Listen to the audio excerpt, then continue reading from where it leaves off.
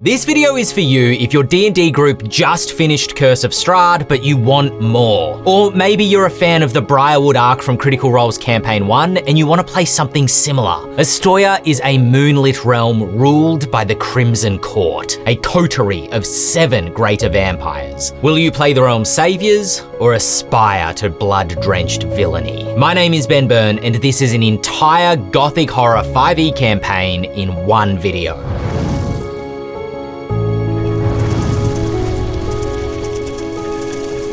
Your Gothic urban adventure unfolds in the city of Fallowheart, close to Astoria's western border. Your characters will start at level 3 and finish at about levels 8 or 9. The goal of the campaign is to overthrow Fallowheart's cruel and bloodthirsty ruler, the Count Maximilian Varlov. But will you set the city free or claim it for yourself? Some of the ideas for this adventure actually evolved out of conversations I was having with Super Geek Mike. We were speculating about what if Percy defeated the Briarwoods in Critical Role, but then sided with Orthax against Vox Machina. What would Whitestone have looked like then? This adventure offers moral choices and political intrigue which help decide the fate of Fallowheart, but you can choose to play heroically, treacherously, or possibly both. Fallowheart is an incredibly important city due to its geographical location. It's the first major bastion against invasion from the Burak Empire, Asturian's western rival nation. Fallowheart is also caught between Soma in the south and Ravo in the north. Soma is the Asturian province most loyal to the Crimson Court, where their power is concentrated. Ravo, on the other hand, is in open rebellion against the vampires. Both provinces covet Fallowheart as a stronghold, but they are locked in an uneasy truce. Both sides have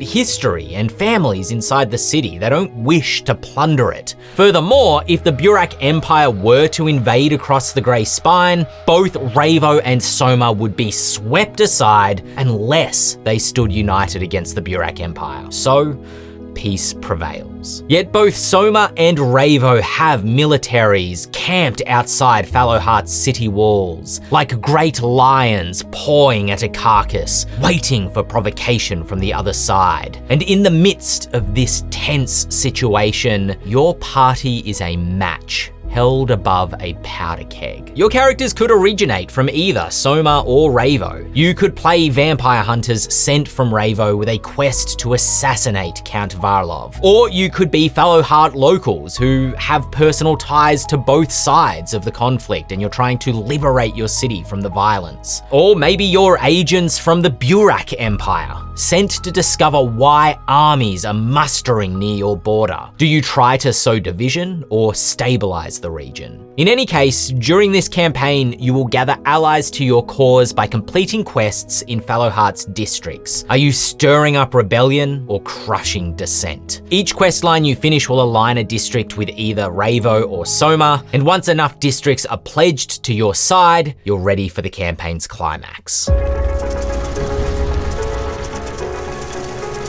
You'll begin your adventure either in Blood or Malak, 2 small districts outside Fallowheart's city walls. Each is frequented by one of the 2 militaries that are camped nearby. If you choose to begin your adventure in Malak, it might be because your locals aligned with Ravo, or you've just arrived from the north, or you know you want to play a more heroic campaign. Start in Blood if your characters are Soman aligned, have just arrived from the south, or maybe they've traveled from the Burak Empire, or if you think your campaign will be more morally complex from the start. The locals of the village, whichever one you start in, tell you that there's a monster lurking in the woods outside the city. It's killed travelers on the road, and even military patrols have gone missing. A captain from either the Ravo or Soman army, depending on your starting location, is in fact offering a reward for this monster's head. And this is your party's first quest. You should run it like a monster hunt, where your party gathers clues, questions witnesses, tracks the beast to its lair, and then fights it in an epic showdown. Watch this video that we made about how to run a really fun monster hunting quest if you want more tips. But you can make the monster in this adventure any creature you like. At level 3, a werewolf or a werebear stat block, maybe with some legendary actions, could be suitably gothic, or you could use an Umber Hulk as a stand-in for some sort of fearsome insectile forest predator, or maybe a dryad that is suffering from the dark necrotic nature of Astoya in these midnight woods. Choose any monster your group will find fun to fight, but try to lean into the gothic horror vibes of Astoya. After the monster's slain, the locals will like that as much as you should like this video. The captain who rewards you will also provide a letter of recommendation. If you slew the monster near Malak, the Ravo captain sends you to Fallowheart's Cathedral to meet with Sister Abigail. If you slew a monster in blood, Soma's lieutenant will instead send you to Kervina, where you will meet with Count Varlov, the villain of this adventure, personally. Whoever you are sent to becomes a sort of quest giver for the following chapters of the adventure. But it's important to note, Fallowheart can be explored in any order. If you complete the monster hunt in blood and are sent to meet Count Varlov, you could still visit the cathedral and get quests from Sister Abigail instead, and that works vice versa. You can even explore the inside of the city before slaying any of the monsters in the woods. You just need to level up a little bit so that you're strong enough to fight against the later quests. NPCs will also treat you differently depending on what they've heard about you, who you've completed quests for in the past, and where you decide your allegiances lie. The oldest part of Fallowheart is an ancient graveyard and the mausoleum within. The graveyard is ringed by a stone wall and is over-choked with corpses. They lie one upon the other, buried in a mass grave with rotting limbs poking from the earth. And this cemetery is tended to by a revenant known only as the Gravekeeper. The Gravekeeper towers over the average person. Its emaciated frame drags a shovel behind it, stalking the city streets with the scraping sound of metal on cobblestones. Nobody knows who the Gravekeeper was or remembers how he came to be, only that he haunts Fallowheart looking for cadavers to bury in his graveyard.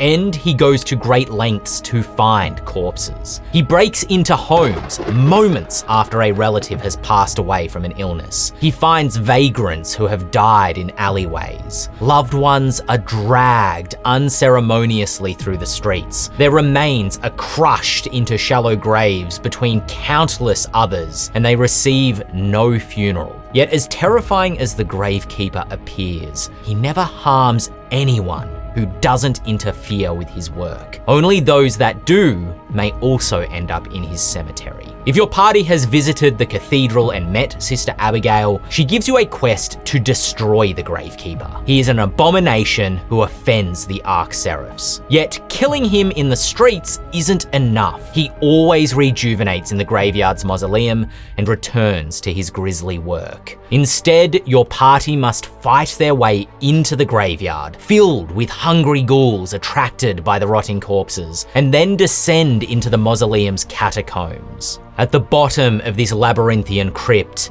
you will find the Gravekeeper's sarcophagus, wrapped with shadow steel chains that bind him with a curse of eternal servitude. Only slaying the Gravekeeper here and then casting Remove Curse on his coffin will end his existence. Doing so turns the loyalty of the district of Grinfield to the side of Ravo. The Gravekeeper should use the Revenant stat block, possibly supported by specters. These spirits are those who he's buried, and they will attack anyone who interferes with his work. But alternatively, the Count Varlov gives you a quest to protect the Gravekeeper from would-be monster hunters. You must uncover their conspiracy and hunt them down to their hideout. Use Arcanist Inquisition stat blocks from Grimhollow's Monster Grimoire for the conspirators, or you could also use any sort of martial type stat block like archers and knights. Stopping the plot of these monster hunters will instead result in Grinfield aligning with Soma instead. In the northern district called Brevich, two rival factions vie for control of the smuggling trade. The infamous Ebon Syndicate and the Crimson Court aligned Volitant. The Ebon Syndicate have no special loyalty to either Soma or Ravo, but they have raised Count Varlov's ire by selling weapons and secrets to the Ravo military. The Volitant, meanwhile, hunger for power, willing to grovel to the Crimson Court to receive it. Some even hope to be embraced as vampires as reward for loyal service. Your party might become embroiled in this gang war by visiting the Brevich Fish Market near the docks, which is kind of the center stage of underworld activity in Fallowheart. By bartering for rumors, your characters can try to contact one faction or the other, but both are cautious of spies, and so they will not easily trust newcomers. You'll need to complete a series of quests to gain the confidence of either the Volitant or the Ebon Syndicate. These quest lines will culminate in the other faction's destruction. You might be asked to burn down a warehouse owned by the rival gang, sent to assassinate one of their agents, or asked to escort a caravan of contraband. All the while, you're gathering secrets and information, and eventually you will discover the stronghold of either the Volitant or Ebon Syndicate. The Volitant hide in plain sight at the Bell Tower, which is a fort used for the city guards. The Ebon Syndicate headquarters is on a merchant's cargo boat, able to smuggle goods into Fallowheart or escape the city if the situation ever gets too dangerous. The leader of the Ebon Syndicate is a man named Edward Vilga, a strategist and master thief who uses the Master Thief stat block. He'll be supported by spies and scouts if he ever has to fight himself. The leader of the Volitant is in fact a Dampier named Stanislava Dragana, who uses the Grimaldi Simony stat block from Grimhollow's Monster Grimoire. The stat block is kind of a general humanoid blood mage stat block that uses Grimhollow Sangromancy spells, but I'd also add the Vampire's Spawn's bite attack to Stanislava, which, if successful, also allows her to regain one bloody brilliant dice. Stanislava will be supported by Volitant Infiltrators, which is a dangerous stat block from episode 5 of the Citadel of the Unseen Sun adventure module. That PDF also contains extra lore about the Crimson Court and the Volitant that can help world build Fallowheart, but if you prefer, she can also be supported by spies and scouts and thugs as well. If your party decides to destroy the Volitant, Brevich will become loyal to Ravo. But if you instead run the Ebon Syndicate out of town, Brevich will align to Soma. In Estvale stands Grisham's Tower, a collapsing citadel rumored to be the home of a great and powerful wizard. Except nobody has seen the mage in decades at this point. The tower has an air of magic about it. It's located in an odd spot, as if the city wall was meant to pass through it, but had to kind of bend awkwardly to accommodate this citadel. A faint octarine glow emanates from the tower's upper levels, but nobody who lives near it has an explanation. Most choose to avoid Grisham's tower entirely. The truth is that the wizard, Thaddeus Grisham, became obsessed with shadow steel decades earlier. Check out this video that we made about curses to learn more about shadow steel. Grisham now haunts the upper tower as a shadow steel ghast. To reach him, you will need to defeat arcane traps and conjured elementals which guard the citadel. However, Grisham has also left his journals and research notes scattered throughout the tower. Aside from shadow steel,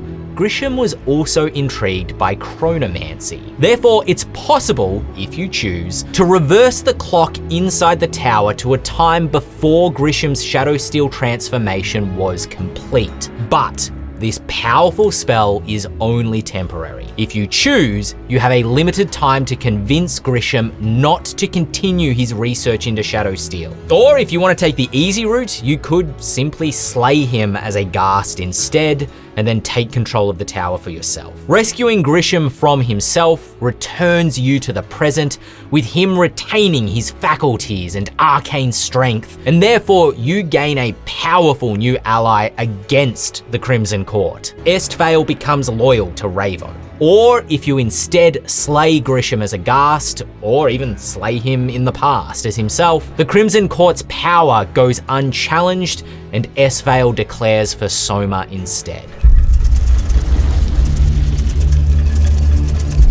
By turning the district's loyalties to Ravo or Soma, you are either fanning the flames of dissent or crushing rebellion. If all 3 districts declare for Ravo, a revolution begins. The common folk spill into the streets, tear down the symbols of their oppression, and let in the Ravo military. In this maelstrom, you are sent to storm Caravina and destroy Count Varlov. Or alternatively, if all districts are loyal to Soma, hope has dwindled to a candle. Snuffing this flame requires you to assault the Cathedral and slaughter those within. St. Dayla's Cathedral is consecrated ground, and one of the few buildings not owned by Count Varlov. Therefore, his vampiric forbiddance stops him from being able to enter it, but you can enter it in his stead. The cathedral's congregation is led by Sister Abigail, who is not powerful, and she only uses the priest stat block. However, she is defended by a pact breaker, a powerful construct built by celestial hands. And as its name suggests,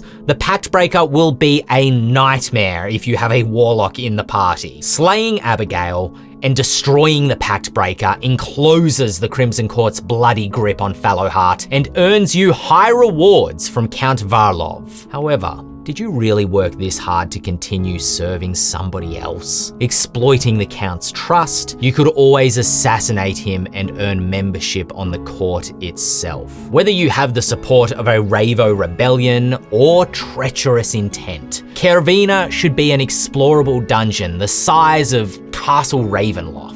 The Count has many secret passages he can escape through, while some chambers might contain the zombified remains of his fed-upon victims. Count Varlov's personal bodyguards are Soman vampire berserkers from the Monster Grimoire, undead warriors who frenzy and inflict the frightened condition. But when you do finally catch up with Count Varlov himself, you should watch this video to learn how to roleplay such a formidable member of the Crimson Court. Or if you want another video that lays out an entire campaign, watch this one about an adventure focused on the Great Beast. Comment below if you want to see this video written into a full adventure module. If you were the GM, what would you add to it?